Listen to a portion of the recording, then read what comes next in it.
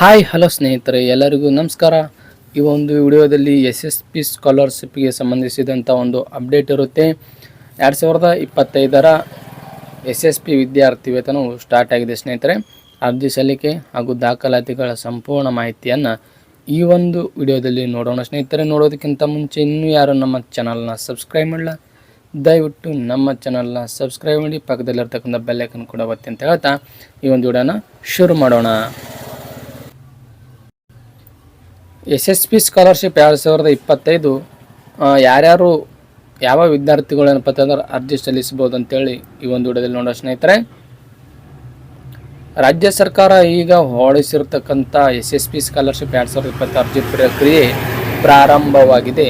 2025-26ನೇ ಸಾಲಿನ ಮೆಟ್ರಿಕ್ 10ನೇ ತರಗತಿ ನಂತರ ವಿಜ್ಞಾನ, ಕಲೆ, ವಾಣಿಜ್ಯ ಹಾಗೂ ಇತರ ಶಿಕ್ಷಣ ಕ್ಷೇತ್ರಗಳಲ್ಲಿ ವಿದ್ಯಾಭ್ಯಾಸ ಮಾಡುತ್ತಿರುವ ಹಿಂದುಳಿದ ವರ್ಗದ ಬಡ ವಿದ್ಯಾರ್ಥಿಗಳಿಗೆ ಆರ್ಥಿಕ ನೆರವು ನೀಡಲು SSP ಸ್ಕಾಲರ್ಶಿಪ್ ಯೋಜನೆ ಪರಿಚಯಿಸಲಾಗಿದ್ದು, ಈ ಯೋಜನೆಗೆ ಅರ್ಜಿ ಸಲ್ಲಿಸುವ ಪ್ರಕ್ರಿಯೆ ಈಗೂ ಆರಂಭವಾಗಿದೆ. ಈ ಒಂದು ವಿಡಿಯೋದಲ್ಲಿ ಏನಪ್ಪ ನಾವು SSP ಸ್ಕಾಲರ್ಶಿಪ್ಗೆ ಅರ್ಜಿ ಸಲ್ಲಿಸಲು ಅರ್ಹತೆಯುಳ್ಳ ವಿದ್ಯಾರ್ಥಿಗಳು ಅರ್ಜಿ ಸಲ್ಲಿಸಲು ಬೇಕಾದ ಮಾಹಿತಿ ಮತ್ತು ಅಗತ್ಯವಿರುವ ದಾಖಲಾತಿಗಳ ಬಗ್ಗೆ ಏನಪ್ಪ ವಿವರವಾಗಿ ತಿಳಿಯಲು ನಿಮಗೆ ನಾನು ಏನಪ್ಪ ಅಂತಂದ್ರೆ ಹೆಲ್ಪ್ ಮಾಡ್ತೀನಿ ಸ್ನೇಹಿತರೆ. ಸ್ಕಾಲರ್ಶಿಪ್ SSP ಸ್ಕಾಲರ್ಶಿಪ್ ಹಾಕಲು ಎಲಿಜಿಬಿಲಿಟಿ ಏನೇನು ಬೇಕು ಸ್ನೇಹಿತರೆ. SSP ಸ್ಕಾಲರ್ಶಿಪ್ ಅರ್ಹತೆ ಏನಪ್ಪ ಅಂತಂದ್ರೆ, ಒಂದನೇದು ಕರ್ನಾಟಕದ ನಿವಾಸಿಗಳಾಗಿರಬೇಕು, ವಿದ್ಯಾರ್ಥಿ ಕರ್ನಾಟಕ ರಾಜ್ಯದ ನಿವಾಸಿ ಆಗಿರಬೇಕು.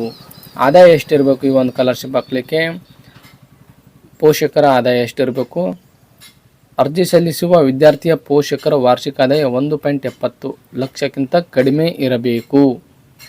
ಅರ್ಜಿ ಸಲ್ಲಿಸುವ ವರ್ಗ ಬ್ರಾಹ್ಮಣ ಅಭಿವೃದ್ಧಿ ಇಲಾಖೆ.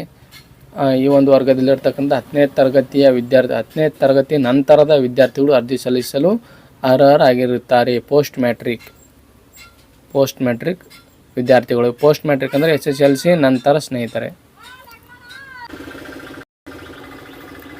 ದ್ವಿತೀಯ PUC, ಪದವಿ ಅಥವಾ ಇತರ ಕೋರ್ಸ್ಗಳು ಅಧ್ಯಯನ ಮಾಡುತ್ತಿದ್ದರೆ ಅರ್ಜಿ ಸಲ್ಲಿಸಬಹುದು. ಅರ್ಜಿ ಸಲ್ಲಿಸಲು ಕೊನೆಯ ದಿನಾಂಕ 31 ಆಗಸ್ಟ್ 2025.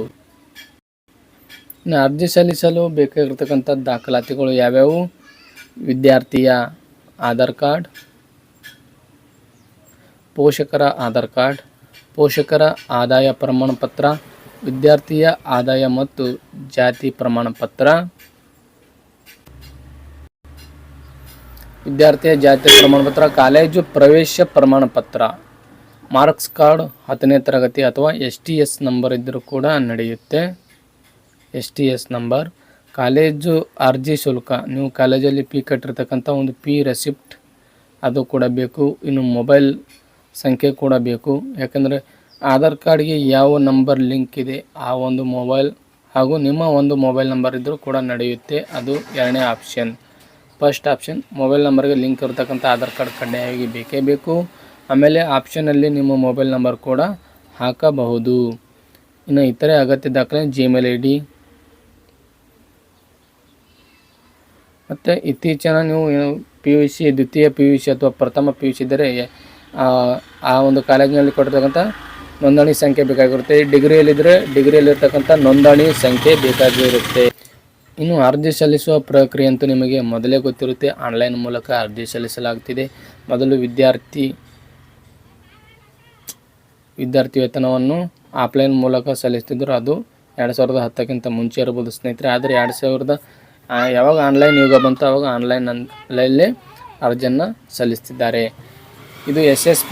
ಈಗ SSP ಆಗಿದೆ. ಹಿಂದೆ ಏನಪ್ಪ ಅಂತಂದರೆ ವಿದ್ಯಾಶ್ರೀ ಯೋಜನೆ ಅಂತಿತ್ತು ಸ್ನೇಹಿತರೆ. ವಿದ್ಯಾಶ್ರೀ ಯೋಜನೆ ಅದುವೇ ಈಗ SSP ಆಗಿದೆ. SSP ಆನ್ಲೈನ್ ಪೋರ್ಟಲ್ಗೆ ಭೇಟಿ ನೀಡಿ ಅರ್ಜಿ ಸಲ್ಲಿಸಬಹುದು. ನೇರ ಲಿಂಕ್ ಮೂಲಕ ಅರ್ಜಿ ಸಲ್ಲಿಸಬಹುದು. ಜಸ್ಟ್ ನೀವು ಇಂಟರ್ನೆಟ್ನಲ್ಲಿ SSP ಅಂತೇಳಿ ಸರ್ಚ್ ಮಾಡಿದರೆ ಸಾಕು, ಫಸ್ಟ್ ಆಪ್ಷನ್ ಬರುತ್ತೆ.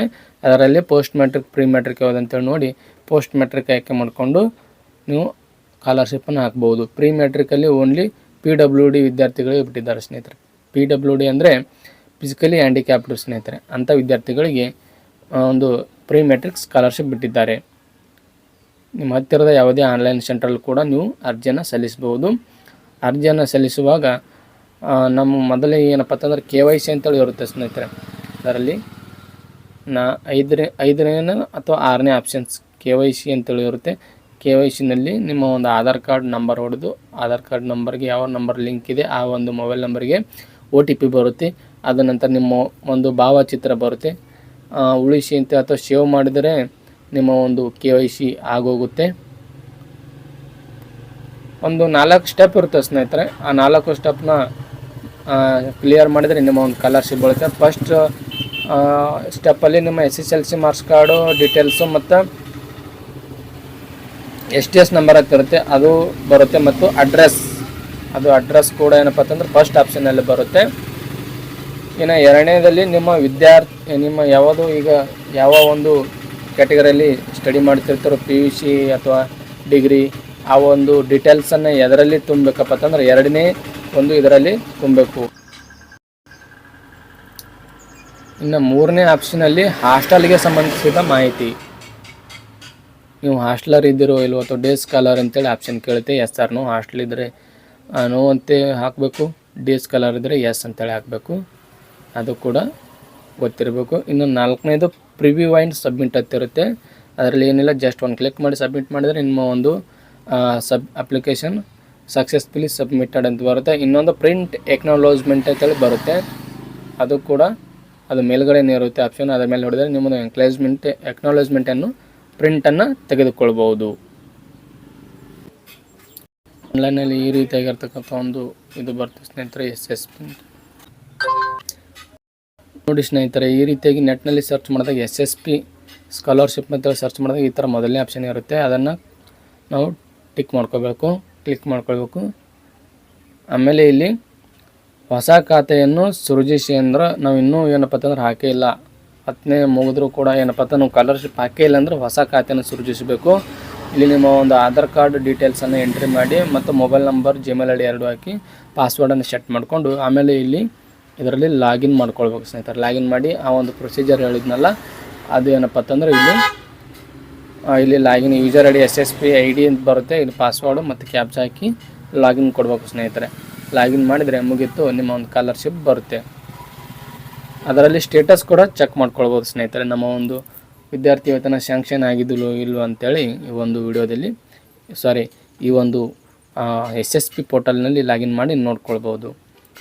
ಸೊ DBT ಮುಖಾಂತರನೂ ಕೂಡ ಒಂದು ಆ್ಯಪ್ ಬರುತ್ತೆ DBT ಅಂತೇಳಿ, ಅದನ್ನು ಕೂಡ ನೀವು ಡೌನ್ಲೋಡ್ ಮಾಡ್ಕೊಂಡು ಅದರಲ್ಲಿ ನಿಮ್ಮ ಆಧಾರ್ ನಂಬರ್ ಹಾಕಿ OTP ಮುಖಾಂತರ ಸಬ್ಮಿಟ್ ಮಾಡಿದ್ರೆ ಅದರಲ್ಲಿ ನಿಮಗೆ ಸ್ಟೂಡೆಂಟ್ ಡೇಟಾಬೇಸ್ ಎಲ್ಲ ತೋರಿಸುತ್ತೆ ಸ್ನೇಹಿತರೆ. ಯಾವ ಒಂದು ಅಮೌಂಟ್ ಬರ್ತಿದೆ, ವಿದ್ಯಾನಿಧಿ, ಯುವ ನಿಧಿ, ಏನು ಬೇಕಾದ ತೋರಿಸುತ್ತೆ. ಓಕೆ, ಇದಿಷ್ಟ ಆಗಿತ್ತು ಸ್ನೇಹಿತರೆ ಈ ಒಂದು ವಿಡಿಯೋದಲ್ಲಿ. ಈ ಒಂದು ವಿಡಿಯೋ ಇಷ್ಟ ಆದರೆ ಶೇರ್ ಮಾಡಿರಿ, ಮತ್ತೇನಪ್ಪ ನಮ್ಮ ಚಾನಲ್ ಸಬ್ಸ್ಕ್ರೈಬ್ ಮಾಡಿ ಅಂತ ಈ ಒಂದು ವಿಡಿಯೋದಿಂದ ಮುಗಿಸೋಣ. ನಮಸ್ಕಾರ.